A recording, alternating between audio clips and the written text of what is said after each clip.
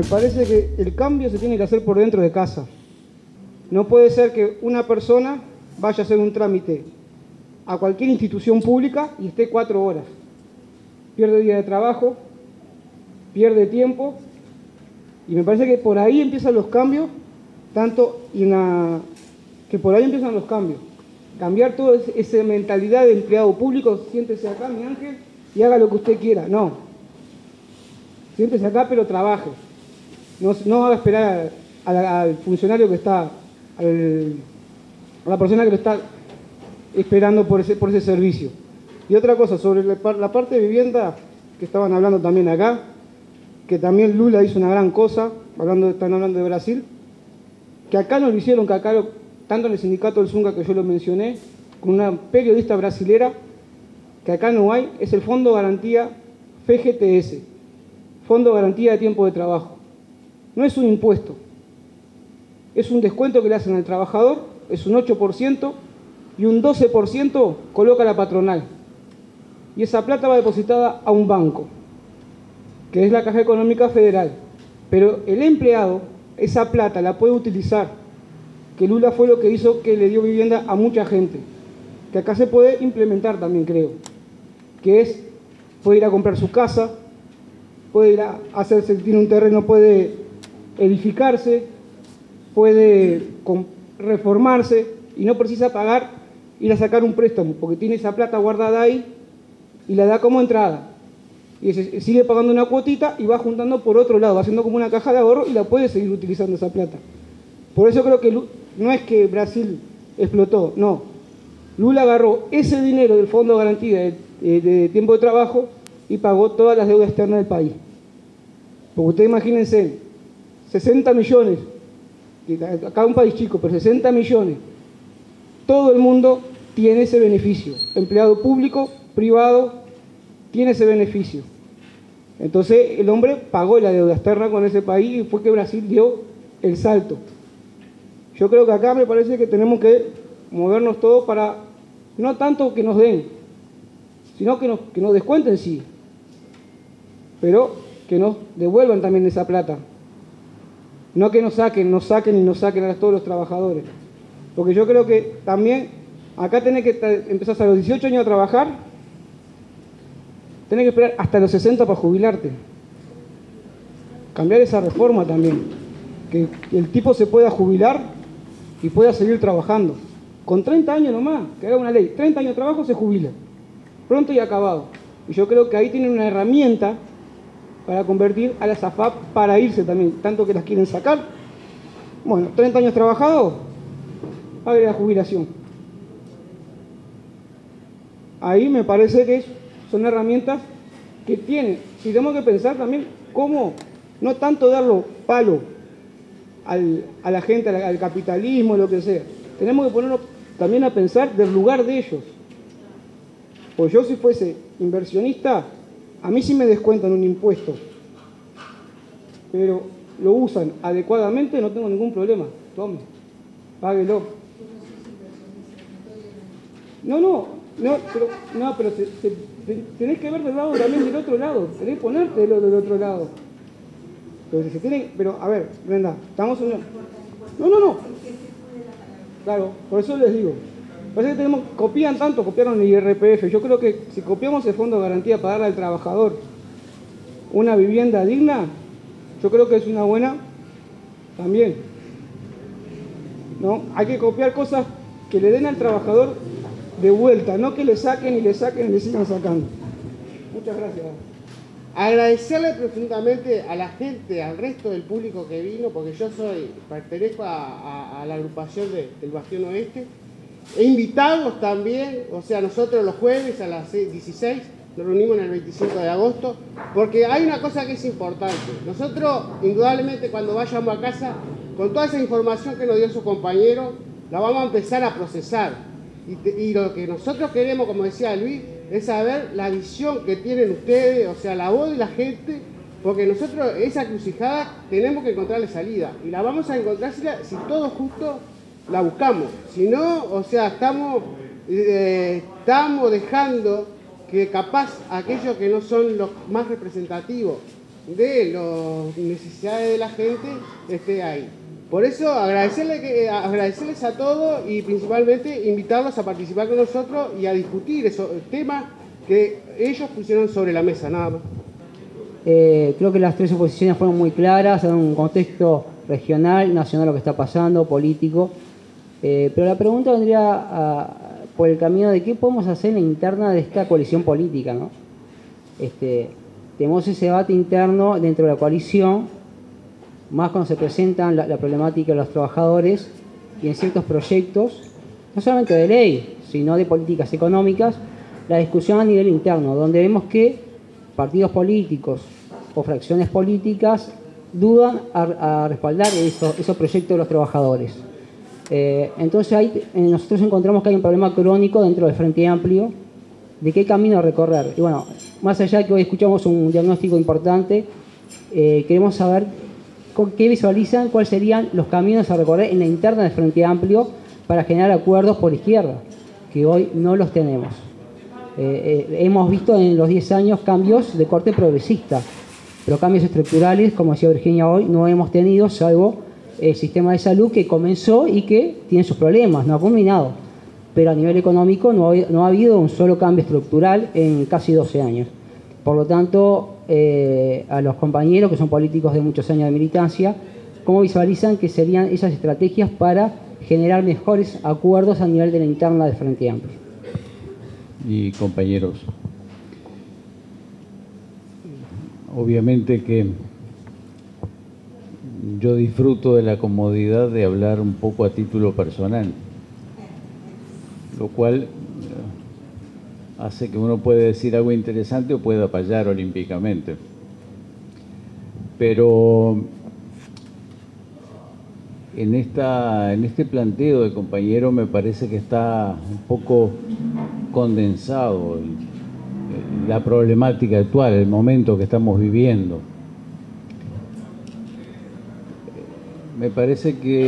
A mí me parece por lo menos que al Frente Amplio le falta debate sobre los temas fundamentales y que el Frente Amplio no logra o no logramos leer la realidad en toda su complejidad. Y como tenemos además la responsabilidad de gobierno y tenemos que hacer que el Estado funcione, hemos puesto la cuestión política general atrás de la cuestión del gobierno del Estado. Y entonces el gobierno del Estado tiñe todo lo que tenemos que hacer. Y nos estamos privando de debates que van más allá del gobierno del Estado o de las posibilidades del gobierno, porque está claro que el gobierno tiene que cerrar las cuentas, ¿verdad? O más o menos cerrarlas. Está claro que el camino de Grecia no es un camino, aunque los griegos no tienen la culpa de lo que les pasa.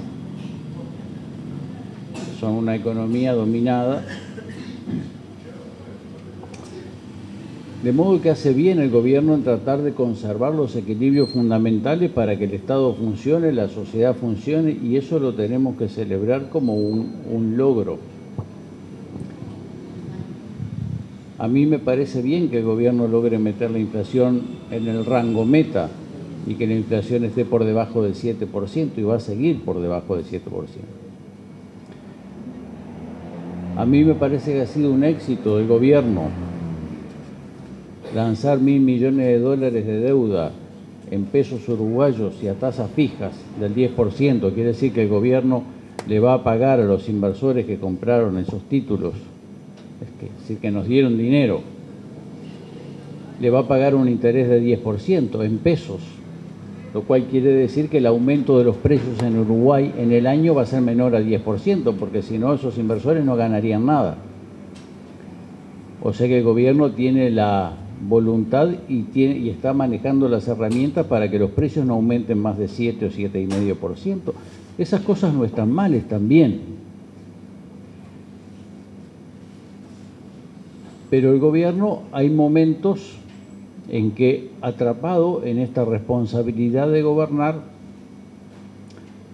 se transforma en una especie de muro que no le permite al Frente Amplio ver hacia dónde tenemos que avanzar. Porque lo que el gobierno ha hecho, lo ha hecho bien, pero lo que el Frente Amplio no está discutiendo, desde mi modesta opinión, es que lo que hemos hecho está bien, pero no es suficiente. Y este es el debate que no estamos dando. Este es el debate que no estamos dando. Porque, como dijimos en un encuentro reciente, no podemos refugiarnos en los promedios, ni conformarnos con los promedios. La pobreza promedio del país es 10%, pero en la periferia de Montevideo y en el área metropolitana de Canelones, la pobreza es 15%. La pobreza promedio es 10%, pero la pobreza infantil en el Uruguay es más de 30%. Por lo que decía Virginia, la desocupación promedio es 9%, pero la desocupación juvenil es 24%. Y en el año 2002, en las primeras mediciones que hizo el sociólogo Renato Perti y su equipo aquí, sobre deserción estudiantil, yo todavía tengo esas publicaciones, se sabía que en Uruguay 1 cada 3 muchachos no terminaba el 6º año de liceo en la educación pública en el año 2001. Y ahora estamos en 2017 y 1 cada 3 muchachos no termina el liceo en la educación pública en el año 2016.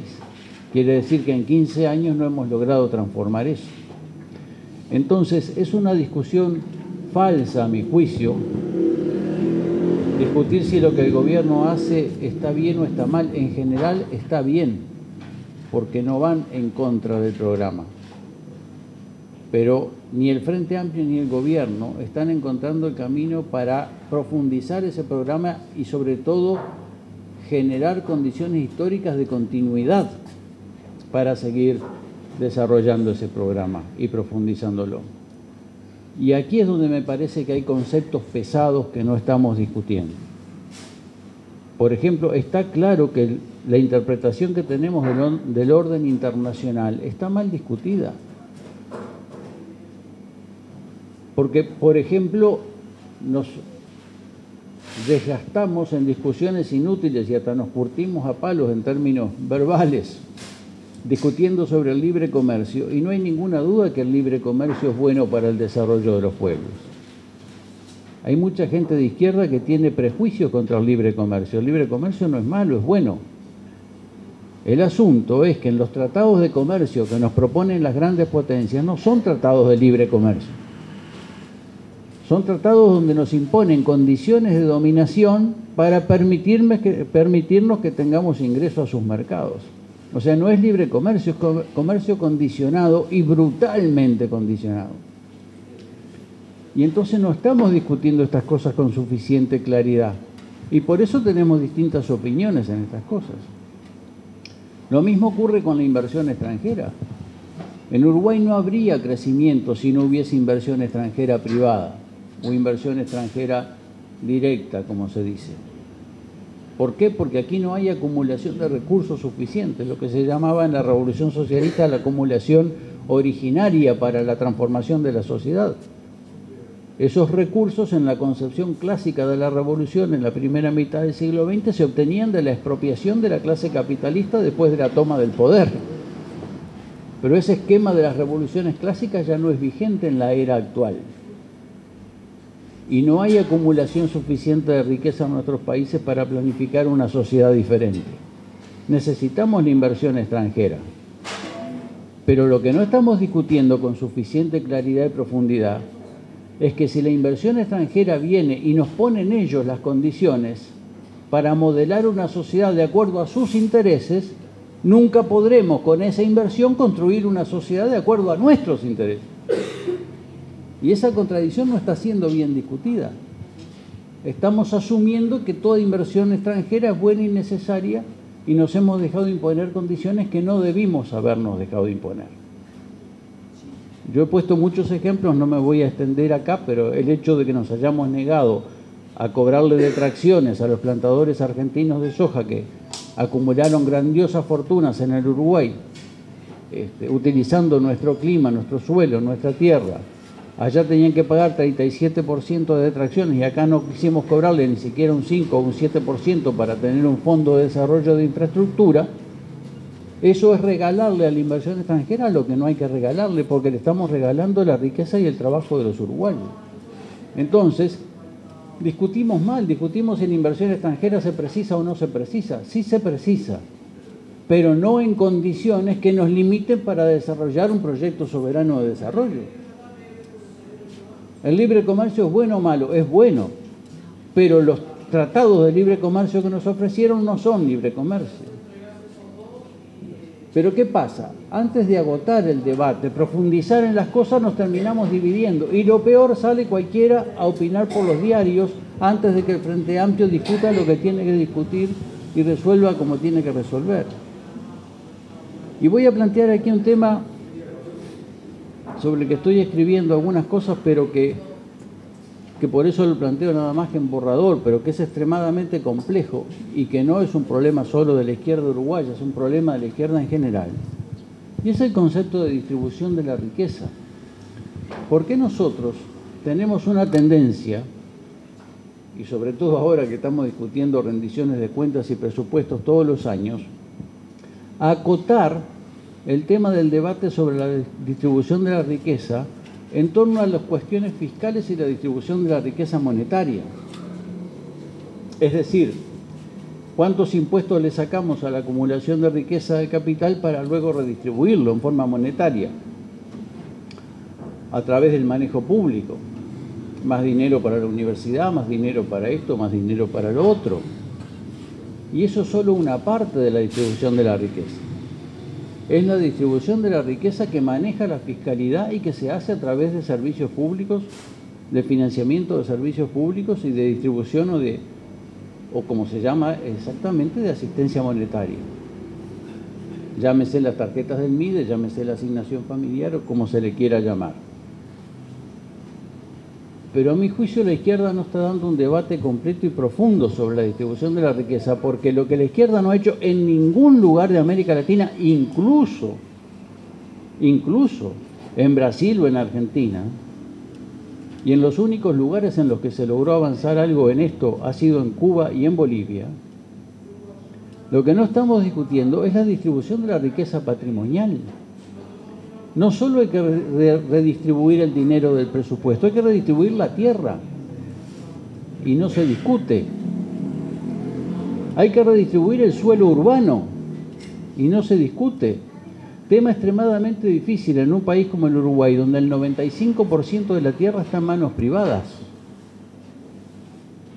Pero acá se necesita más tierra para construcción de viviendas populares, ¿o no?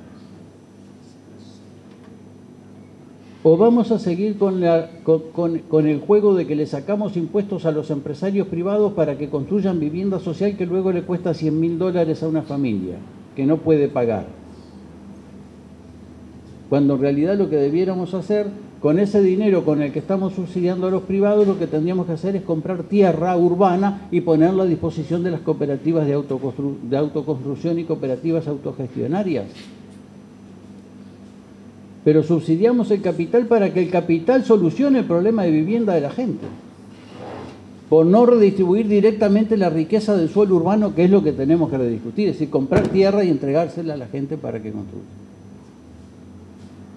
Lo mismo nos ha pasado con la tierra productiva. Nuestro objetivo era distribuir 200.000 hectáreas, hemos hecho un gigantesco esfuerzo, hemos distribuido casi 100.000 hectáreas en 14 años. Pero eso no es suficiente como expresión de distribución de la riqueza de un proceso que tiene que permanecer y generar una transformación histórica de largo plazo. Si la distribución de la riqueza va mucho más allá de la distribución del dinero del presupuesto, de la distribución de la riqueza monetaria. Son temas mucho más profundos y el Frente Amplio se niega a discutir. Porque se da por hecho de que estas son cosas viejas o inaplicables o imposibles. Pero estas cosas se tienen que discutir, porque muchas de estas cosas incluso, si se hicieran de esta manera, yendo a una distribución más directa de la riqueza patrimonial, no le costaría al Estado más de lo que le cuesta ahora la fórmula de subsidiar el capital para que a través de la acción del capital se pueda generar una supuesta redistribución de riqueza. Y no lo discutimos porque estamos presos de una ortodoxia, de una concepción del mundo que no funciona, pero la que no nos atrevemos a cuestionar. Y voy a plantear un tema harto delicado para nosotros, que es la distribución de la riqueza más importante para el ser humano en la era actual, que es el conocimiento. En Uruguay se está concentrando el conocimiento, no se está distribuyendo. Porque el conocimiento de alta especialización, el que se adquiere en los niveles terciarios de la educación, ese sigue siendo extremadamente concentrado, y seguimos teniendo una reproducción clasista del conocimiento. Son sectores sociales privilegiados los que fundamentalmente acceden al conocimiento. Y hoy el conocimiento es la riqueza patrimonial más importante del ser humano. Pero además tenemos otros temas de distribución de riqueza que no estamos discutiendo, que es el sistema financiero que domina el mundo hoy. ¿Por qué el desarrollo de la producción por parte de los trabajadores tiene que pasar por el filtro del financiamiento bancario, y si no, no hay fondos para el desarrollo de la economía social? Si queremos una redistribución patrimonial de la riqueza, tenemos que generar fondos de desarrollo de la economía social donde los trabajadores puedan ser productores autogestionarios, y parte de la riqueza del país tiene que ser puesta al servicio de ese desarrollo de la economía social. Y el gran fracaso de la izquierda latinoamericana ha sido su fracaso en promover, financiar y generar continuidad en el desarrollo de la economía social. Entonces, tendemos a conformarnos con un debate excesivamente monetarista de la distribución de la riqueza, la distribución del ingreso fiscal. E incluso ahí no tenemos acuerdo, porque todavía estamos peleando por el 6% para la educación. Y este debate, que parece que se come todo, el presupuesto ocupa el 100% del escenario, desde un punto de vista de izquierda, debería de ser una pequeña parte del escenario. Porque la gran parte del escenario es la otra, es la verdadera y profunda distribución estructural de la riqueza. Es decir, darle a las clases oprimidas medios de producción para que puedan continuar un proceso permanente de reproducción de la riqueza social en forma emancipada y autónoma del dominio del capital. Y esto no se puede hacer de una en un proceso único, pero se pueden hacer ensayos, se podría hacer mucho más de lo que la izquierda latinoamericana ha hecho. Entonces, el tema de la distribución de la riqueza es un tema que la izquierda no está discutiendo en profundidad. Y cuando vos me preguntás qué tenemos que hacer, qué se puede hacer, cómo podemos seguir, empecemos por discutir las cosas sin tener miedo y sin prejuicios y sin santificar lo existente, porque tenemos una tendencia malsana a santificar lo existente, a creer que los límites no se pueden romper ni superar. Y entonces hemos caído también en el flagelo de la autolimitación. Entonces, este es un momento particularmente importante, donde a pesar de las limitaciones de recursos materiales, tenemos todavía la cabeza suficientemente trabajada como proceso histórico en América Latina y en Uruguay para no perder la oportunidad de profundizar estas cosas. Porque no cabe duda de que en Uruguay hemos hecho las cosas bien, pero desde mi modesto punto de vista las hemos hecho de un modo claramente insuficiente. Y es por eso que tenemos las dificultades que tenemos, y tenemos que tener la sinceridad de discutir esto con toda responsabilidad.